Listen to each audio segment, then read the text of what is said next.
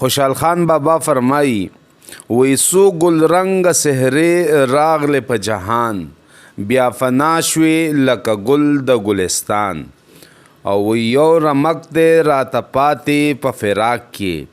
چې په مرګ لما جدا شول ښه یاران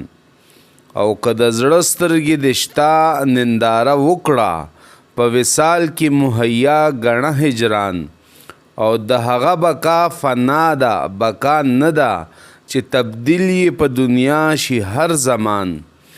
او وی داسې تورې خاورې نه دي چې پې درومې خاورې شوي ښکلي جونه دي ځوانان